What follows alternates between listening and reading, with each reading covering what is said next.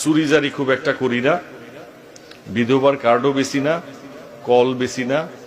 আল্লাহ তাআলা এই সুনামের জন্য হালুয়াঘাট বা ধুবড়াতে যে সুনামটা অর্জন করেছে এটাও আল্লাহ তাআলার রহমত। চুরি করলে হয়তো কটা পয়সার মালিক হইতাম, কিন্তু আমি খেয়াল করে দেখেছি যে সামান্য দিয়েই চলে, এত বেশি প্রয়োজন নাই।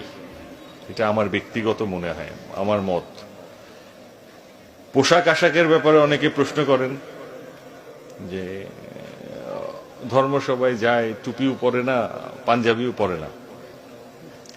আমি একটা বিষয় আপনাদের নলেজে আনছি, সেটি হচ্ছে আমার রাসূল সাল্লাল্লাহু আলাইহি সাল্লাম যেদিন মৃত্যুবরণ করলেন, খুব মন দিয়ে শুনবেন, সেদিন তার ঘরের বাতিতে তেল ছিল না, তেল জ্বালানোর, আগুন জ্বালানোর মতো। উনাকে যে কাপড় দিয়ে দাফন করা হয়েছিল সেই কাপড়ের মধ্যে 100 তালি দেয়া ছিল।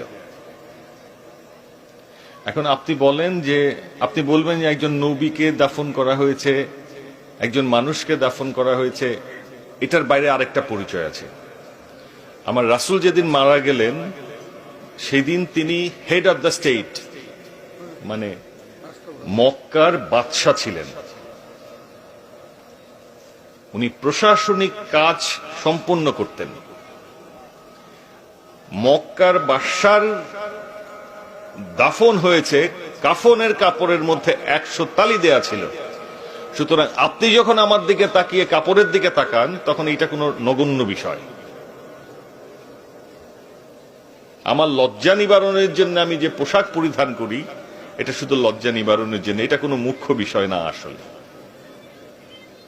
আপনি যখন জানবেন, আপনি যখন বুঝবেন, আপনি যখন কোরআনকে বিশ্লেষণ করবেন, আপনি অনেক বেশি ভালো হয়ে যাবেন। কিন্তু পরিত্রাণের বিষয় হচ্ছে যে পবিত্র কোরআন জানা ছাড়া আমরা কবরে চলে যাই। এটা হচ্ছে আমাদের জন্য পরিত্রাণের বিষয়। এই যে আপনি আমাকে বলবেন যে আপনি কেন এতগুলো ধর্মসভাতে যান, এটাও একটা কারণ আমি মৃত্যুর দিকে এগুচ্ছি প্রত্যেক দিন, প্রত্যেক মিনিটে, প্রত্যেক সেকেন্ডে আমি আস্তে আস্তে কবরের দিকে এগোচ্ছি। আপনারাও যারা এখানে মানুষ রয়েছেন, সুতরাং আমি চিন্তা করছি আপনার চেয়ে আর একটু বুদ্ধিমান হয়ে, যে আমি ওই যে কবরে শুয়ে থাকব, তখন যাতে আল্লাহ তাআলার রহমত আমার উপরে নাজিল হয়। তার মানে আমি আপনার চেয়ে বুদ্ধিমান। আপনার কাছে আমার আহ্বান থাকবে, এখানে যারা যুব সমাজ আছে, যুব সমাজ ভালো পথে নাই, এটার প্রমাণ হচ্ছে এই পর্দার বাইরে গেলেই দেখবেন। এখানে যতগুলো মানুষ ধর্মসভায় বসে আছেন, তার 2 গুণ মানুষ বসে আছে ওর বাইরে। তার মানে প্রমাণিত সত্য যে আমরা আমাদের সন্তানদেরকে মানুষ করতে পারছি না। এখানেই প্রমাণ। এই পর্দার পরে শুধু তাকায় দেখেন অবস্থাটা এখানে কি।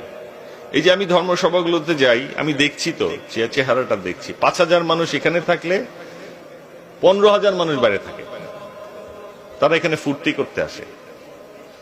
আজকে যে এই যে আবুল কালাম আজাদ আমাদের ছোট ভাই, আমাদের সম্পদ এগুলো, এই যে আমার ভাই একজন বসে আছেন, এই যে আমার মান্নান চাচা, কালাম আমার ছোট ভাই একটু আগে বয়ান করলেন, এগুলো কিন্তু আমাদের সম্পদ। তারা ছিল বলেই আজকে কিছু অন্যায়ের বিরুদ্ধে প্রতিবাদ হয়। চেয়ারম্যান বলেছে এটা, যে আমরা তো আসলে সব কথার প্রতিবাদ করতে পারি না, তারা আছেন বলে এগুলোর প্রতিবাদ হয়। এখন আমি আপনার কাছে বিনয়ের সাথে বলবো যে আমরা যারা রাজনীতির সাথে যুক্ত আছি, সমাজনীতির সাথে যুক্ত আছি, তারা খুব বিব্রতকর অবস্থায় দিন যাপন করি।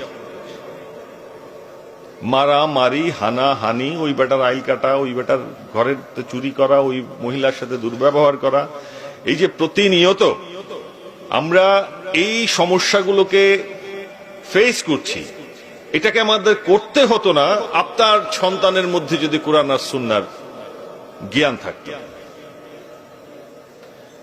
আপনি পুলিশ বানিয়েছেন, আপনি সেনাবাহিনী বানিয়েছেন, আপনি র্যাব বানিয়েছেন, আরো আইন প্রয়োগকারী সংস্থার শেষ নাই। জজ ব্যারিস্টার বিচারপতি তো রইলই, আপনি অপরাধ বন্ধ করতে পারছেন? আমি একটি কথা সব সময় বলি, সব জায়গায় বলি,